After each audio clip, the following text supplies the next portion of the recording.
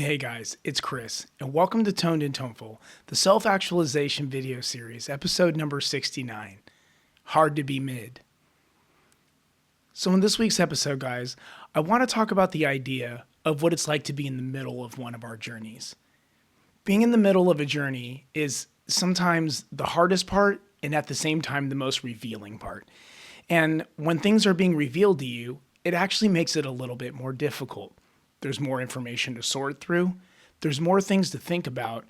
And as you're starting to think about all the things that you're learning, it makes you question the things that you've learned from before. So that's why this episode is really important to me, because a lot of the people that I know in life and a lot of the people that I care about deeply are starting to enter parts of their journey that are entering a mid-level. It's hard to be mid. And so when we think about what we wish to achieve in life, many of us are looking for something that is in the high tier. We're looking to be the best. We're looking to be known for something. We're even looking to survive off a skill set or a financial situation that we've created through our hobbies, through our art, or through something that we're passionate about. And these are actually very, very high markers of success. And it's easy to get in your mind that if you don't have one of these high markers of success, that you're already failing, and you're not.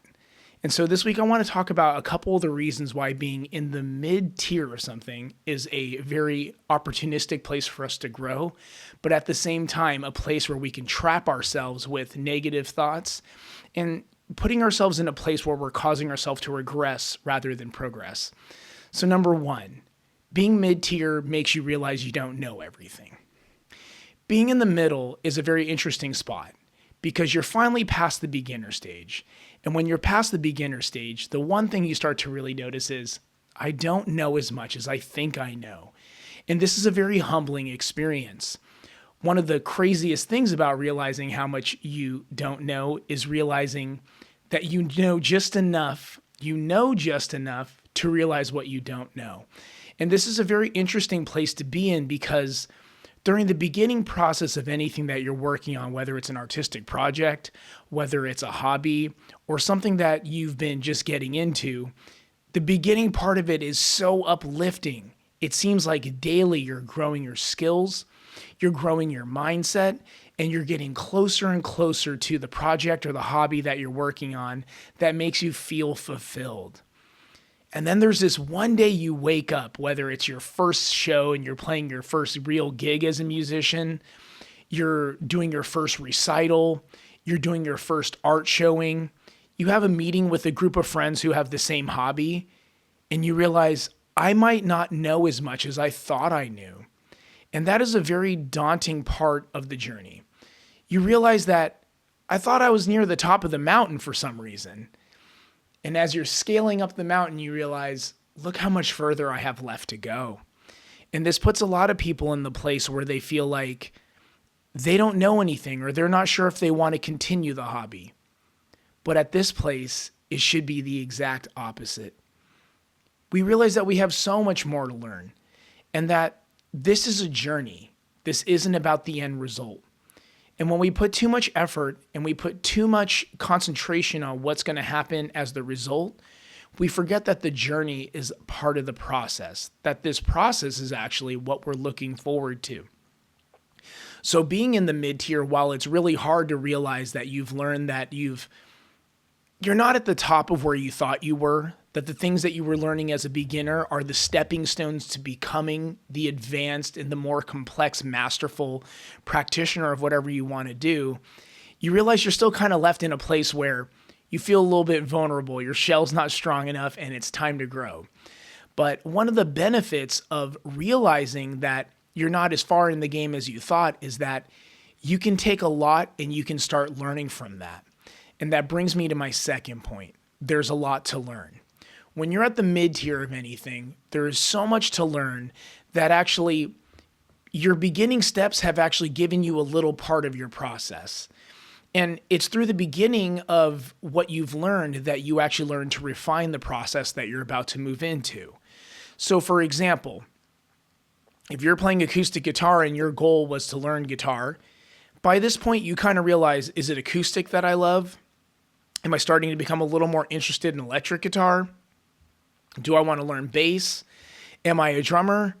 Or am I starting to realize that I'm a singer-songwriter and just learning songs on the acoustic as an instrumentalist isn't enough? Or that is enough? Or do I want to become more technical in my playing and play bluegrass music or play solo acoustic music like Tommy Emmanuel or something like Justin King? These choices really start showing themselves up when you enter the mid-tier of your development.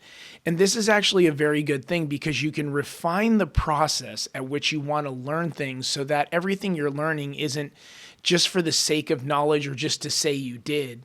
It's about making a path that's correct for you and making a path that leans you towards what you want to do with the music that you're making, with the art that you're making, or the project that you're working on. This could even be a business. Again, everything that I'm telling you applies on a very general sense. And so when you're starting to realize that you can gain more knowledge, it's a beautiful place to start taking a look at how you can refine that path. You know how long it takes you to learn certain things. You're starting to figure out how to divide your time up and become more disciplined in that practice. So for example, if, again, I'm going to use guitar because it's what I do, but if you're a guitar player, you might realize that, hey, I need to warm up for 10 minutes, but that's about all I need. Some people spend hours warming up, and it's a pointless exercise, but they do it because they want to be really limber. Or I see people play scales for a really long amount of time with no context. They're just trying to play the scale cleanly, but it's not to any music. By the time you're an intermediate player, you realize, hey, I'm going to do scales for 10 minutes to 15 minutes, and then I'm going to work on a song. And you realize that your development holistically is more important than in one little linear aspect of each part of the hobby. That you want to develop more holistically so that you can go perform or so you can go utilize that to record some music or become a guitar teacher at some point. You see what I'm saying is that these are driving you to further places into the hobby, the career, the art style, the artistic nature of what you're taking on. And if you're willing to learn this new information without being fatigued, without saying, hey, I thought I was somewhere really far in the game, and you can just really see where you are and want to learn more, you're already in a better place. Don't be the, who's the uncle from Napoleon Dynamite? I can't remember his name, but he's always talking about back in high school, and he's always kind of like fantasizing about how in high school he was able to throw the ball higher than the mountains and all this stuff, but it kind of sounds silly coming from him because he's like an adult man in his mid-30s, like living when he was 17 years old. And telling people about this like it should matter. When you're 17 years old and you were living that high point, you should be carrying that on through your life. And we all get that. So that's the point of that. And another thing when you're mid-tier is recognizing those who are great around you without being interrupted by that. That's a very hard thing. So many of us have social media now. We have ways of comparing ourselves to our friends. It is natural as humans to compare ourselves to each other, but it is not a good thing. It's natural, but I would say that is something that you should work very hard on working against. Because when we are comparing ourselves to others, we are putting ourselves in the position where what we are doing in our lives, how our outcomes are coming out, we are comparing it to another person's outcomes without recognizing all the little details that are different in each other's lives. Your life, 100%. Their life, you might know 70%, 80%, maybe they're a really good friend and they tell you 90%. But what it feels like to be them going through those experiences, you don't exactly know. And they don't know what it's like to be you. If someone is a little bit more naturally nervous, that person might have a harder time performing. But if they're really good at being composed when they're on their own, they might have a really easy time writing. Where the person who is a little more outgoing might do really good on performances, and there's a part of themselves that can pull it all together and have showmanship and still be accurate enough where the crowd can really connect with it. They might have a real hard time in a more clinical setting like studio recording, or they might have a harder time with like maybe writing a tune that's catchy without the help of someone who's maybe a little more analytical on that side in their mind. And so being able to see that other people are great at things and understanding where you are at in that process and not judging them or judging yourself based on that, but to allow that to be a pinpoint, like that's where they are in this point in time in their journey. And that's something that I'm working towards is really, really important. If we could learn to see that where we are is just a reflection of the work that we're putting in mixed with like our circumstances, we would much easier be able to perform and do things to a level that we would understand what we should expect out of ourselves and we would know how to improve. I think one of the hardest ways to be able to improve is to not see where you're at naturally and put some interesting guidelines on it that don't entirely make sense. So for example, like, if I watch a player like Sean Lane and I see him play something, and there are elements of his playing that I can really correlate with, I can hear myself in, like there's certain types of his playing that he plays, and you're like, hey, I can imagine myself doing that. That doesn't mean I can really compare myself to him. That doesn't even really mean that I can really understand where he's coming from. I can work on getting the tabs to his music and playing through things and being really analytical about how I get closer to that style. But since I don't have his fingers and I'm not directly that person, it makes it very hard to understand how to do exactly what that individual is doing without putting ourselves in a place that we have to look down on ourselves or separate ourselves so much from the other person that it almost seems like a negative. We want to keep ourselves in a point where we are feeling positive about the things that we are doing. There is enough things fighting against us. And one of the things that I've kind of come to realize is the more that you allow someone to find you, the more that you allow yourself to be who you are to a point where other people can take it or leave it. That's a really big thing. And when you're at the mid-tier of something, it's hard to see this because you're aiming so far for greatness, and many people at the mid-tier are some of the hungriest players I've ever met. Intermediate players who really want to get to that masterful advanced level, they are some of the craziest players to be around because they are willing to do the work. You see the amount of time, effort, and study that they are doing to enter the next dimension. And they can see it. They can see like, okay, my rhythm is gaining this. And now if I can just get this groove down and if I could get to this level of soloing, and again, this can be, mitigated to anything. If you're a business, maybe you're learning how to plan better, time management, invest and get investors. And so as you're gaining all these skills and you're starting to pull it together, that mid-tier person who is understanding that they must go a little bit firmer in the process to get to the results that they want, they are some of the most inspiring and scary individuals because they are not to be stopped and they are on a mission.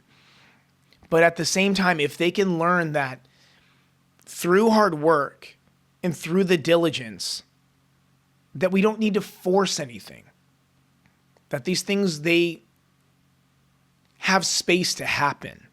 It's not that they're guaranteed to happen, but there's space for them to happen. And if you were to let that space be there, just enough that it wasn't strangled to death, that you would have the ability to grow into that spot and make something very special happen.